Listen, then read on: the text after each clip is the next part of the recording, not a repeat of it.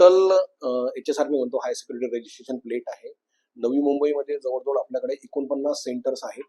या 49 सेंटर्सवर सर्व काम चालत असतं त्यांचं. जवळजवळ 94,311 गाड्यांचे आपल्याकडे ऑर्डर्स रिसिव्ह झाल्या HSRP साठी. ऑर्डर रिसिव्ह म्हणजे अजून इन प्रोसेस ज्या आहेत त्या जवळजवळ 73,967 गाड्यांना HSRP लागलेले आहेत आतापर्यंत. सर पण नागरिकांमध्ये नवीन म्हणजे की जुन्या वाहनांना भेटणार की नाही भेटणार आहे त्याबाबत ती कल्पना. ऑनलाईन ज्या काही गाड्या आहेत 2019च्या अगोदरच्या 1 एप्रिल 2019च्या अगोदर त्या सगळ्या गाड्या ज्या ऑनलाईन QR कोड दिलेला आहे त्याची प्रोसिजर आहे. तो QR कोड स्कॅन केल्यानंतर त्याच्यामध्ये जे काही डिटेल्स RC बुक मध्ये जे डिटेल्स असतात चेसिस नंबर असेल इंजिन नंबर असेल तो व्यवस्थित जर भरला तर व्यवस्थित त्याच्यातलं सेंटर सिलेक्ट केलं फी पेमेंट केलं तर काही अडचण येत नाही.